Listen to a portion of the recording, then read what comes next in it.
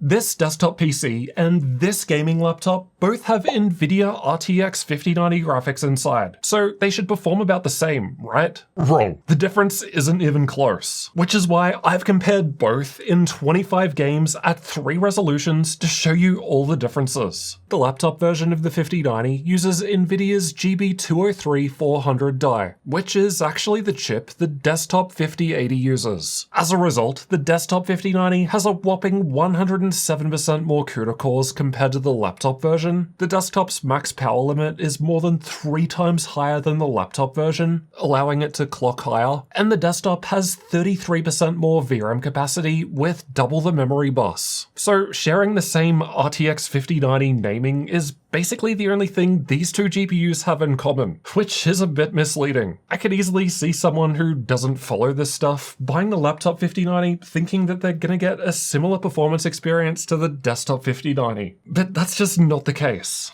Now, to be fair, Nvidia does specify laptop GPU at the end of their laptop GPUs, but I still don't think that's as clear as what they did a few generations back by putting the letter M for mobile on the end of their GPU models, which is something that AMD still does to this day. To do this testing, I'm using MSI's Titan 18 for the laptop, because it's the most powerful gaming laptop with an RTX 5090 laptop GPU I've come across so far. It's a fairly big 18-inch model designed to be more of a desktop replacement that's still somewhat portable. My test PC for the desktop 5090 card has received a huge upgrade this year thanks to MSI. From motherboard, power supply, SSD, case, and cooler. MSI pretty much does it all now. This is my first time going for an all-white build, and it's worked perfectly for all my testing. You can find links to all the parts in the description. Look, there are always going to be differences between desktop and laptop hardware, but I've tried to close the gap as much as possible for this comparison. For example, this is one of the only gaming laptops with Intel's 285HX processor, which is basically the laptop version of the desktop's 285K, and both have 32 gigs of DDR5 6400 memory, though the desktop's RAM does run at lower timings, as again, that's just a benefit of desktop hardware. Alright, enough explanation, let's get into the results. Starting out with thermals, the desktop in purple draws significantly more power from the wall than the laptop in red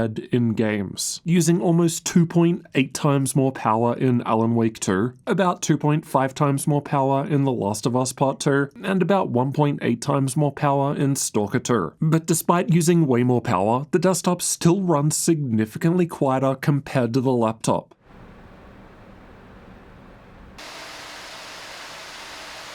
Yeah, you'll definitely want some noise-cancelling headphones with the laptop. Smaller fans just have to spin faster to move air through smaller heatsinks with the laptop. But because the desktop uses so much more power, often the laptop actually ends up winning from a performance per watt perspective. The laptop is just more efficient with the power that it has to use, which might be important depending on your power costs. The desktop 5090 uses its extra power to clock higher than the laptop version across all 3 games too. At least there's no difference in PCIe bandwidth, as both have 16 lanes of Gen 5 for the GPU. Alright, let's get into the games, starting with Cyberpunk 2077. I've tested 1080p, 1440p, and 4K resolutions, but we can see that 1080p had the smallest difference, with the desktop only reaching a 19% higher average FPS, as this resolution just isn't GPU heavy enough to take full advantage of our hardware, which is why at 4K,